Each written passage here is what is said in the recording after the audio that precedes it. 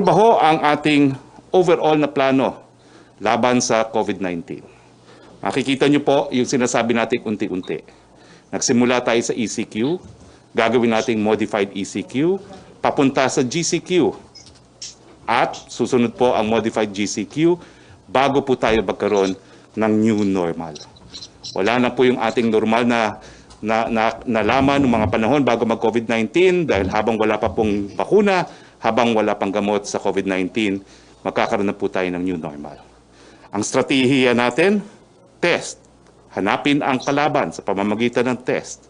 Trace. Kinakailangan hanapin yung mga tao na nagkaroon ng contact sa isang tao na positibo sa COVID-19 at gamutin ang mga tao na mayroong COVID-19. Ang ating strategiya po, yung tinatawag nating National Action Plan sa COVID-19. Unang-una, nandyan po yung prevention. Yung minimum health standards na i-discuss po sa atin ni Secretary Duque mamaya.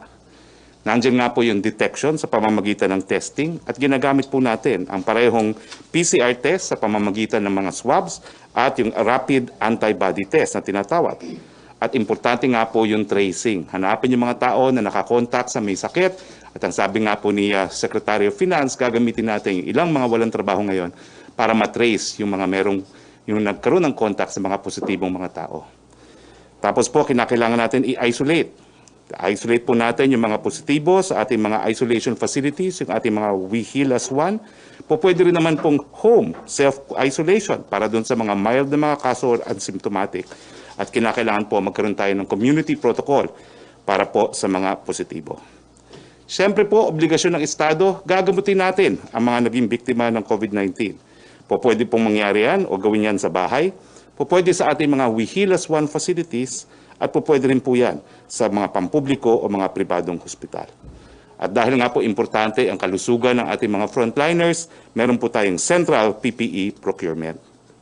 Natapos po yan. Matapos mapagaling natin ang mga merong COVID-19, kinakailangan i-reintegrate po natin sila sa ating lipunan.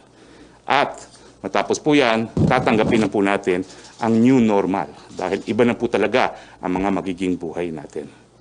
Ano ba ho yung tinatawag nating minimum standards at every step? Well, yung ating mga safety protocols. Kinakailangan may pulisiya na no mask, no entry. Kinakailangan frequent sanitation and hand washing. Iwasan ang paghawak po ng mga surfaces at ng ating mga muka at magkaroon ng stricter protocol for higher risk occupations, industries, and spaces. Social distancing po, at least 1 meter apart. Magkakaroon po tayo ng reconfiguration ng ating mga workspaces. Magkakaroon po tayo ng markers kung saan dapat tumayo ang ating mga kababayan sa public spaces. And no work po kung mayroong mga simptomas.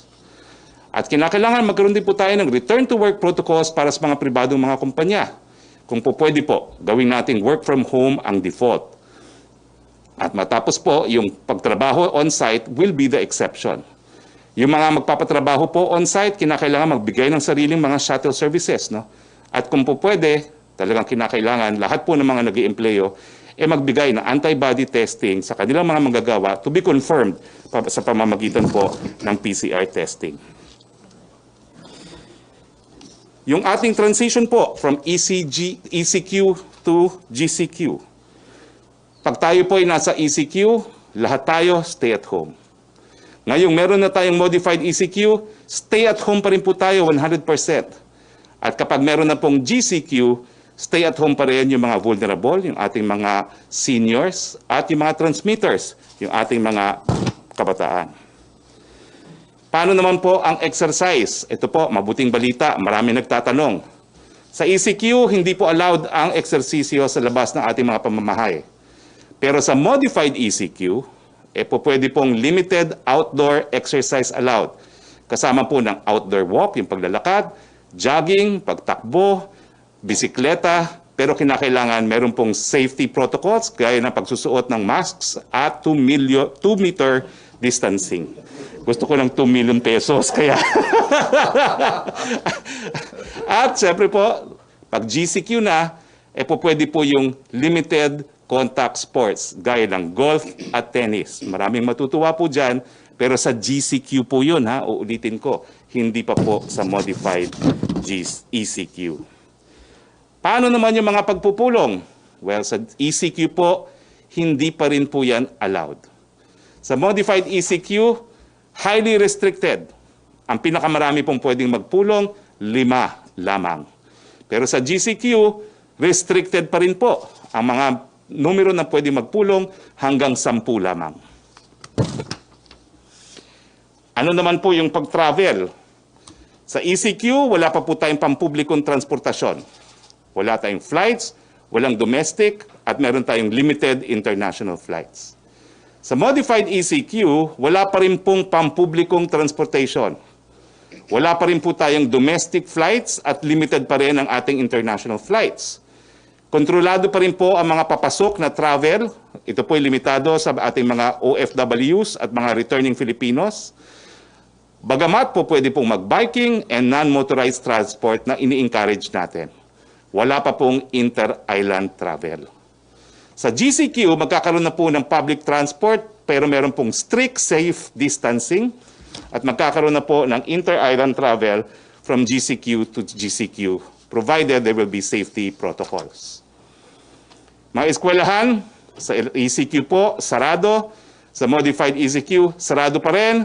Sa GCQ, skeletal workforce po to process yung mga requirements para sa mga estudyante at saka para po magprepara sa graduation at magprepara sa susunod na semestre. Ang mga tao pong nagtatrabaho sa gobyerno, ito po, maraming tanong din. Sa ECQ, skeletal on-site and others po, work from home. Meron na pong guidelines na in-issue ang ating Civil Service Commission dyan. Sa modified ECQ, pareho pa rin po.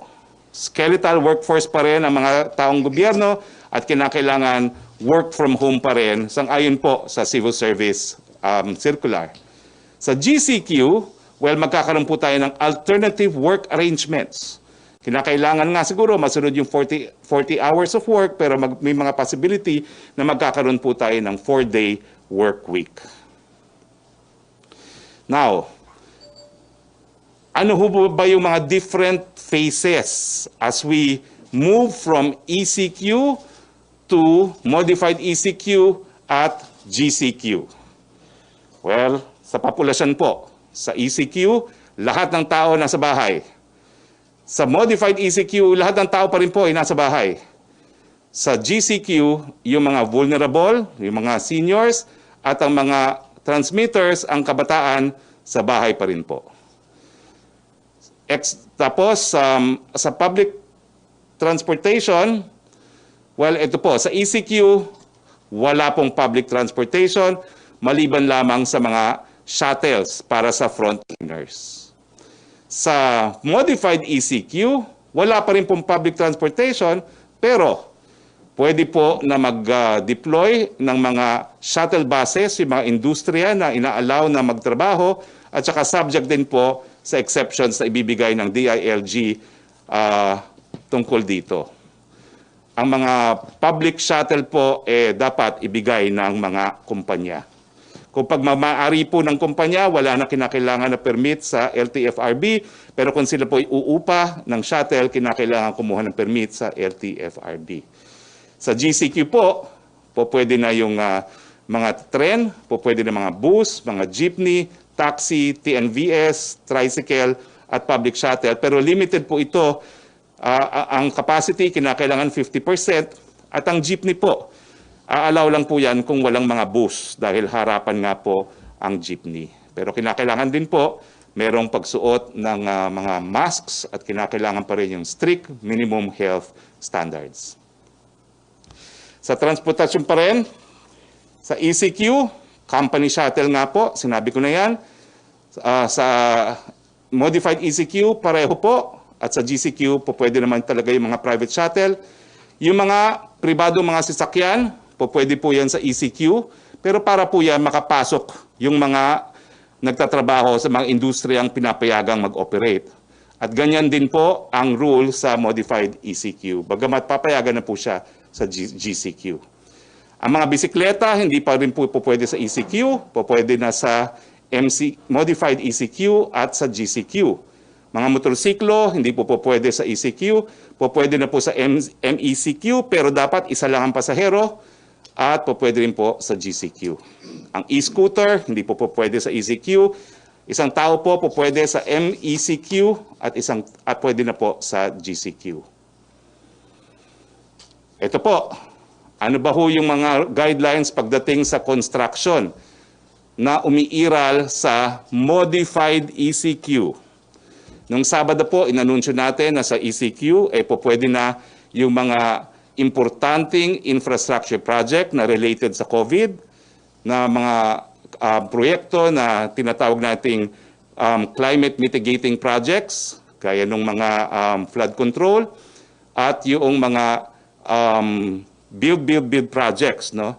At kasama na po yung mga PPP projects, so yung mga public-private partnerships. Sa ilalim po ng ECQ, mas dumami po ang mga proyekto na papayagan.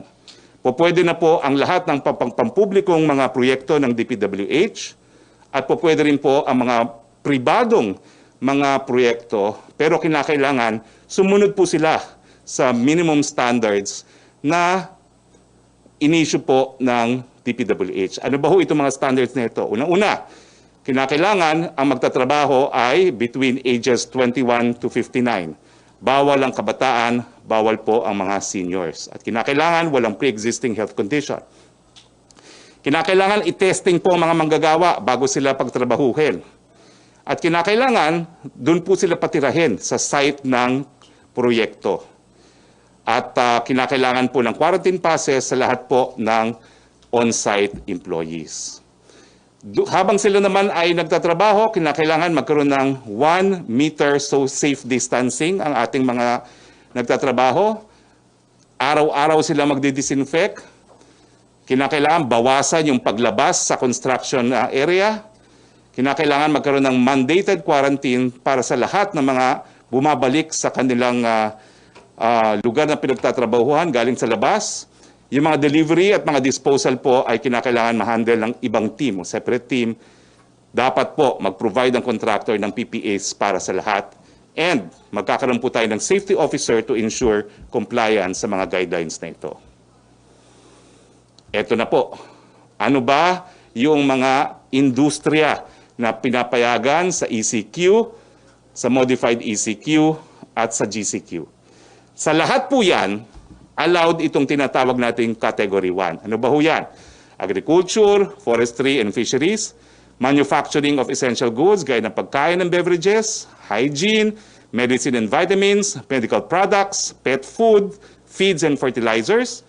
Yung mga hospital, syempre, mga clinics, mga dermatological, dental, optometric, and eye, ear, nose, and throat.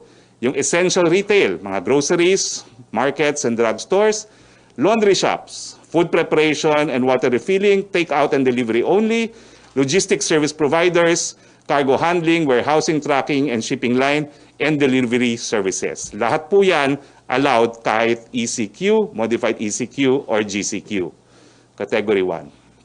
Kasama rin po sa Category 1, yung utilities, power, energy, water, telecoms, aircon, water collection, supply, waste management, sewerage, except po yung septic tank emptying, but including pest control, garbage collection, repair and installation of machinery and equipment, telecommunication companies, energy companies, gasoline stations, construction workers accredited by the DPWH to work on facilities for healthcare and for risk reduction, manufacturing companies and suppliers of products necessary for construction, and media establishments. Category 2, ito po yung meron na pong mga distinction. Yung Category 2 po, yung mga negosyo gaya ng beverage, yung alcoholic drinks, electrical machinery, wood products, furniture, non-metallic products, textiles, wearing apparels, tobacco products, paper and paper products, rubber and plastic products, coke and refined petroleum products, other non-metallic mineral products, computer, electronic, and optical products, electrical equipment, machinery and equipment, motor vehicles, trollers and semi-trollers, other equipment, transport equipment, and others, bawal po sa ECQ. Pero sa modified ECQ, itong mga industriya na binasa ko po ay po pwede na. At syempre po, dahil pwede na sila sa modified ECQ, pwede rin sila sa GCQ. Yung semento at steel, pwede naman po yan sa ECQ, pero kinakailangan 50% work from home, 50% work on-site. Ngayon po, sa modified ECQ at sa GCQ, pwede na po yan. Yung mining and quarrying, pwede po yan sa lahat ng zona. Yung electronic commerce companies, pwede na po yan sa lahat ng quarantine. Yung postal, courier, and delivery service, sa lahat po ng quarantine areas, pwede po yan. Yung export-oriented companies po pwede rin. At yung real estate activities, pwede lang po sa ECQ at modified ECQ ang leasing. Pero ang pagbebenta, pwede na po sa GCQ area. Huwag po kayong mag-alala, ipapaikot po namin itong PowerPoint presentation na ito para meron kayong guide. Sa susunod na category po, category 2 pa rin, yung public and private construction projects that are essential. Well, ngayon po, allowed na po siya, no? Dahil na-amendahan na nga yung ating guidelines. So allowed na siya sa ECQ, allowed na po siya sa modified ECQ, pero dapat yung mga small-scale projects ay hindi pa rin allowed. So ito yung mga major projects ang ina-allow lang po, at allowed na po siya sa GCQ. Yung repair of computers, personal and household goods, allowed po sa lahat ng quarantine areas. Housing service activities, allowed po sa lahat ng quarantine areas. Yung office administration and other support, hindi po siya allowed sa ECQ, pero ngayon allowed na po siya sa modified ECQ, pero kung po pwede po, 50% on-site, 50% work at home, pero allowed na po siya sa GCQ. Yung special accommodation for healthcare workers, OFWs, workers in permitted sectors, and non-OFWs. Ibig sabihin po, yung mga room sa hotel, no? Pwede po siya sa ECQ, sa modified ECQ at GCQ, pero hindi po siya pwedeng magbukas for tourism. Para lang po sa mga healthcare workers, OFWs, at mga manggagawa. Now, yung mga accommodation for guests, well, 50% lang po sila ina-allow, pero meron pong qualification. Allowed lang po yan sa long-term booking for as long as meron silang booking effective May 1 dito lang po sa Luzon. Siyempre naman po, yung funeral and embalming services, allowed po sila, pero wala pong funeral parlors kasi hindi pa rin po allowed ang lamay sa ECQ at sa modified ECQ. Allowed po ang lamay sa GCQ. Ang mga vet clinics, allowed po sila, pero 50% sa ECQ and modified ECQ, pwede na sila mag 100% sa GCQ. Ang security and investigative activities, 50% po sa ECQ, 50% din sa modified ECQ, allowed po sila sa GCQ. Category 2 pa rin po yung mga BPOs. Yung work from home, on-site or near-site accommodation or point-to-point shuttles. Ibig sabihin, 50% pa rin, in-encourage natin sila na work from home, pero kung mayroong magtatrabaho, kailangan mayroong shuttle service o di kaya malapit ang tirahan. Allowed po yan sa ECQ, allowed po sa modified ECQ, allowed po sa GCQ. Mga bangko, allowed po sila sa lahat ng quarantine. Yung capital markets po, allowed po sila sa lahat ng quarantine areas. Yung other financial services, gaya ng money exchange, insurance and non-compulsory pension fund, hindi po sila allowed sa ECQ pero bukas na po sila ngayon sa modified ECQ. So yung mga insurance, pwede na rin po. Marami nagtatanong rin yan. Pero 50% din po. 50% work on-site, 50% work at home. Sa GCQ, pwede na pong 100%. Legal and accounting, di po sila allowed sa ECQ. Pero ngayon, 50% work at home, 50% on-site. At ma-allowed po sila sa GCQ. Ang management consultancy activities, gaya ng mga abogado at accountant, hindi po pwede sa ECQ. 50% capacity sa modified ECQ, 50% work at home, at allowed po sila sa GCQ. Ang mga arkitekto and engineering services, technical testing and analysis, hindi po sila po pwede under ECQ. 50% on-site, 50% work at home, allowed na po sa modified ECQ. At allowed po sila sa GCQ. Scientific and research development, ganun din po. Hindi pinagbabawal ng ECQ. 50% work on-site na ngayon at 50% work from home under modified ECQ at allowed din po sila sa GCQ. Sa suma total po, talaga naman pong marami nang nabuksan na sektor ng ating ekonomiya. Sa Category 3, ito po, karamihan nito, hindi po pwede nung ECQ. Ngayon, po pwede na sa modified ECQ. Anong mga ehemplo po? Advertising and market research, computer programming, publishing and printing activities, film, music, and TV production. Pero nakikita niyo po, yellow. Ibig sabihin, 50-50 pa rin. 50% work on-site, 50% work at home. Pero pag GCQ na, po pwede na po silang magtrabaho. 100% on-site. Preferably, meron pa rin work from home.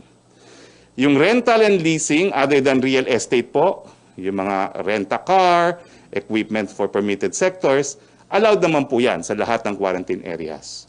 Yung employment activities, yung mga recruitment and placement for permitted sectors, allowed po sila sa lahat ng quarantine areas. Yung other activities gaya ng photography, fashion, industrial, graphic, and interior design, allowed po sila 50-50 sa modified ECQ at allowed po sila sa GCQ. Ganun din po ang wholesale and retail trade of motor vehicles, motorcycles and bicycles, excluding their parts and components. Sa ECQ hindi po allowed. Ngayon po sa modified ECQ po pwede, pero 50-50 pa rin po. 50% work on site, work at home, at ma-allow na sila sa GCQ. Yung repair of motor vehicles, motorcycles and bicycles, hindi po pwede sa ECQ. 50-50 na ngayon under modified ECQ at allowed po sila sa GCQ. Ano pa po yung mga po pwede na ngayon sa modified ECQ na hindi po pwede dati? Yung malls and commercial centers, non-leisure only, in line with yung ating mga sinasabing mga guidelines. No? Yung 1 person for 2 square meters, yung wearing of mask, temperature check, at saka yung 26 degrees na temperatura, walang Wi-Fi. So, allowed po sila sa modified ECQ, pero partially allowed pa rin po yan. Ibig sabihin, 50% lamang. At ma-allow po sila sa ECQ. Ang dining, ang restaurant, allowed po sila, pero take out lang at saka delivery. Yan po ay under ECQ, modified ECQ, at GCQ. Although, pagdating sa GCQ, meron pong review na isinasagawa. Pero sa modified ECQ, delivery and take out pa rin po. Wala pang dine-in. Ang mga barbero at mga salon, paborito ni Joseph Morong, hindi pa rin po allowed. Pahabaan ng buhok. Mabuti na lang bionic hair ako. Anyway, ang mga hardware store, dati hindi po pwede po sa ECQ. Ngayon, 50% po pwede na sa modified ECQ at pwede na po sa GCQ. Ang clothing and accessories, dati bawal, ngayon po 50%. Ang mall-based government frontline services, ito po siguro yung mga NBI clearance, dati hindi po pwede sa ECQ, ngayon 50%. Ang hardware stores, yun nga po, 50%.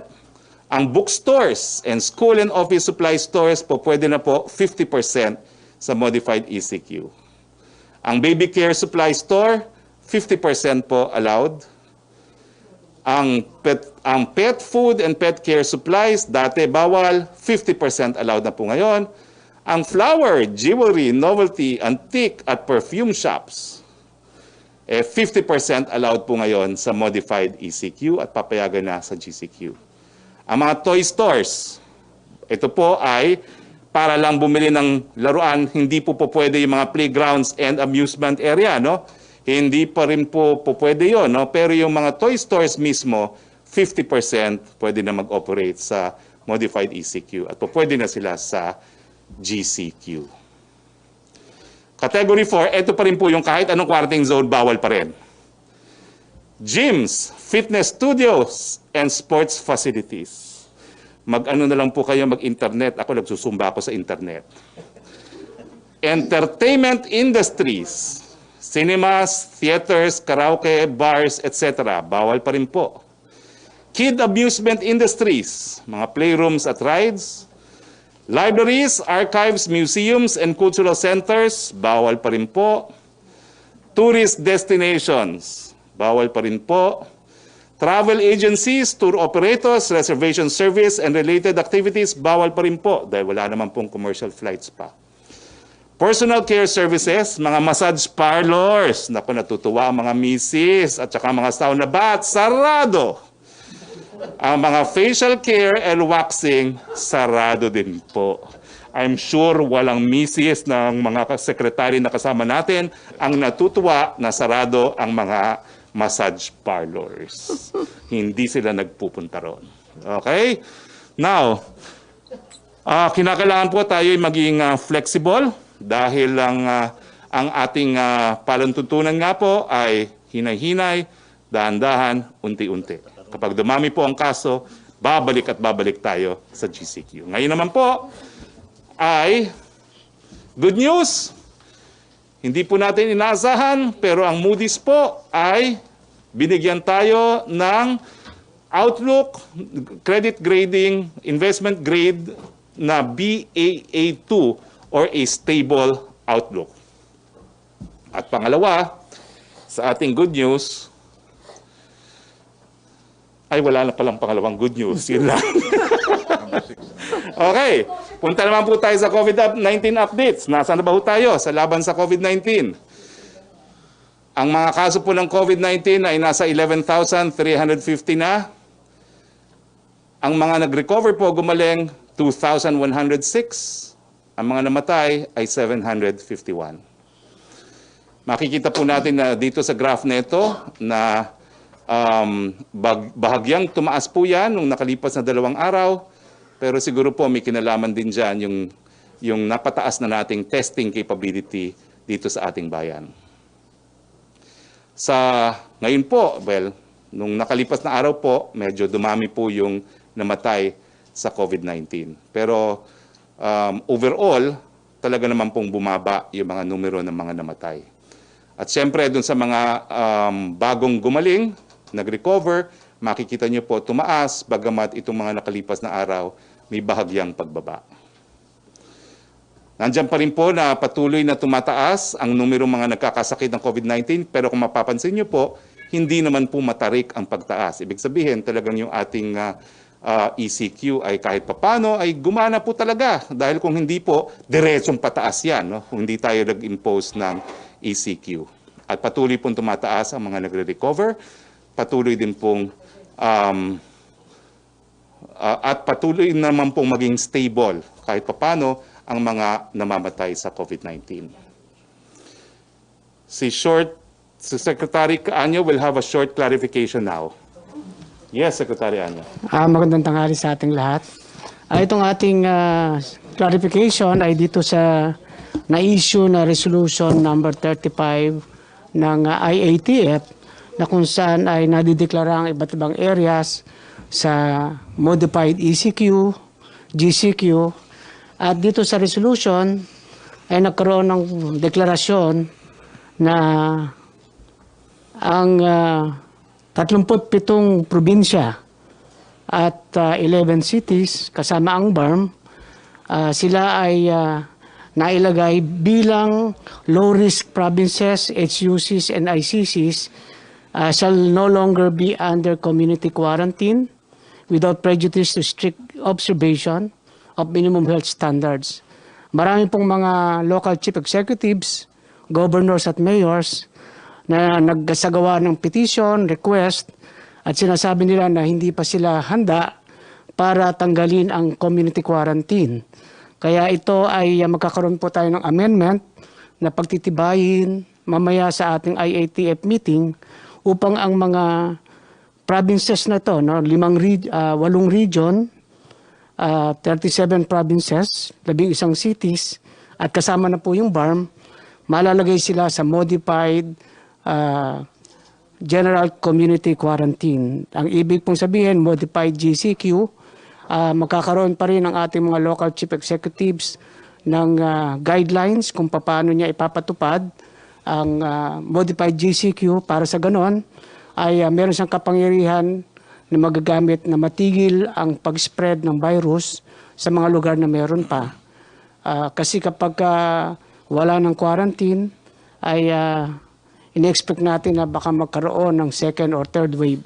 Kaya wala na po tayong area sa buong Pilipinas na hindi under ng community quarantine. Iba-iba lang pong level.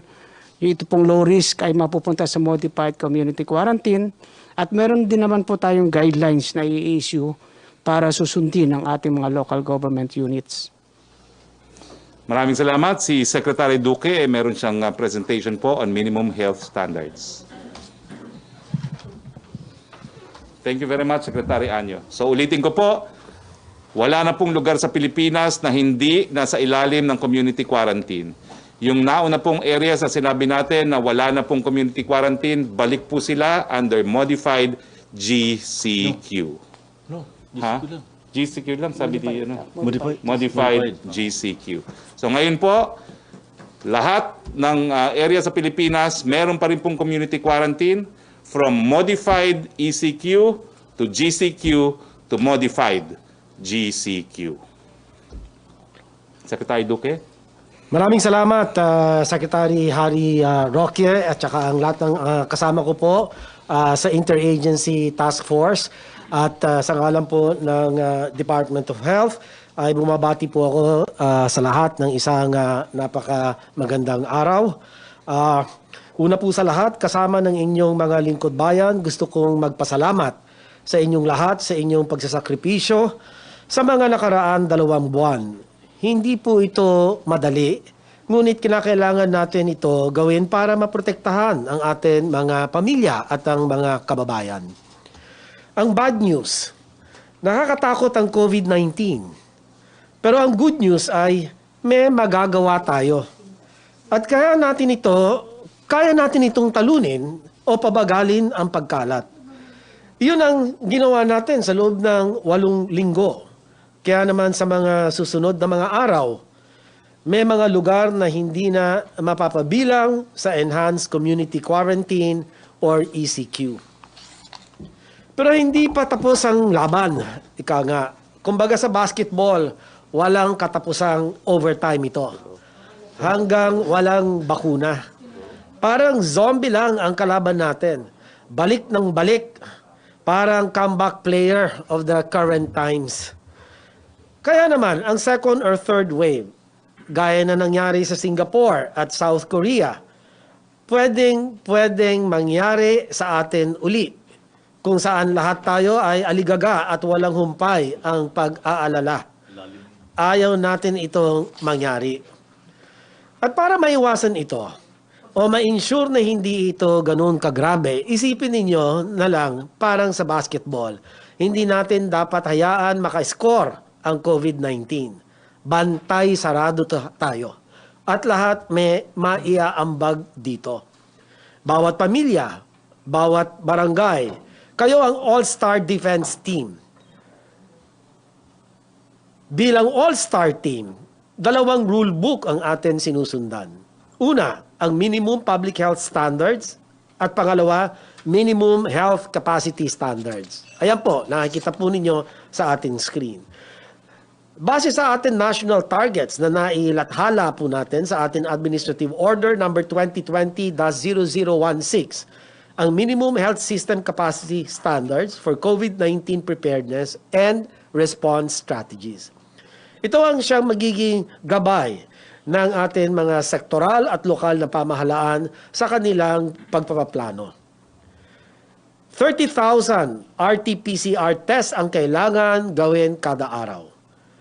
5 to 6 million sets ng PPE ang kailangan natin kada buwan. At para naman sa atin ICU capacity, 6,000 na bilang ng ICUs at 6,000 na piraso ng mechanical ventilators ang kailangan natin na paglaanan ng investments. Ang bawat rehiyon naman ay kailangan paghandaan ang mga sumusunod. At least isang biosafety laboratory level 2 na may kapasidad na mag-RT-PCR test. At least isang dedicated referral na ospital, pasilidad, floor or wing na para lamang sa mga may malubha o kritikal na sakit. At least isang ICU at MechVet kada 25,000 na tao ang dapat na isaalang-alang para sa mga may malubha o kritikal na sakit. At least 30% na additional na kama ang kakailanganin para sa mga pampubliko at pribadong ospital para ma-accommodate ang mga pasyente na may COVID-19. Ang bawat probinsya naman, kailangan magkaroon ng sumusunod na katao. At least one epidemiology and surveillance officer kada 100,000 katao. At least one contact tracer kada 800 katao. At least one barangay health emergency response team kada 1,000 katao. At least 10 o 10 trained staff para sa testing. Kinakailangan naman ng mga sumusunod na infrastruktura para sa mga probinsya. Una, at least isang temporary treatment and monitoring facility kada 2,500 na tao. At least isang ambulansya or medical transport. At least isang dedicated na transport para sa specimen at least isang dedicated na funeraria o crematorium. Kung gagamitin natin ito para sa probinsyang Nueva Vizcaya, halimbawa lamang, na may projected population na higit sa 480,000 para sa taon 2020. Ito ay nangangahulugan, ang actual target nila ay 5 epidemiology officers, 602 contact tracers, 482 barangay health emergency response teams, at minimum na 10 tao trained testing staff. Para naman sa facilities, ang target ay magkaroon ng 193 isolation beds para sa mga temporary treatment and monitoring facilities, at least isang ambulansya para sa mga pasyente, isang transport na dedicated para sa mga specimen, at isang designated funeral home or crematorium para sa suspected or confirmed COVID patients. Itong mga ito ay minimum targets na magsisilbing gabay para sa atin mga LGUs. Samantala, para sa public health standards, ang bawat pamilya ay dapat nagagawa ang mga sumusunod. Palaging paghugas ng kamay, pagsuot ng mask paglalabas, physical distancing.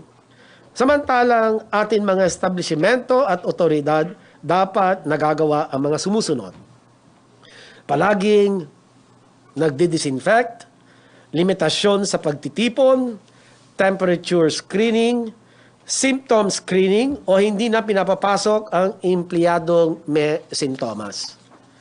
Ito ay mga safeguards na kailangan natin gawin para maiwasan ang pagkakaroon ng virus, mapigilan ang pagkakalat at masiguradong handa ang mga katauhan at infrastruktura para talunin natin ang COVID-19. Sa lahat ng mga nasabi ko, 2 bagay ang gusto kong maalala ninyong lahat. Una, mabilisang mass tracing na may sapat na contact tracers and kailangan para hindi makalusot ang COVID at agaran ma-isolate. Ano ba ang sapat? Contact tracer per 800 katao. So, isang halimbawa muli, ang syudad ay may populasyon na 40,000, kailangan nila ng 500 contact tracers na immobilize. Pangalawa, dapat ma-inspire tayo sa ginawa ng mga lungsod ng Baguio at Cebu sa kanilang contact tracing. Ang kombinasyon ng paghuhugas ng kamay at pagsuot ng mask at physical distancing ay ang bitamina natin ngayon laban sa COVID-19. Maraming salamat po. Subscribe to our channel and hit the notification bell.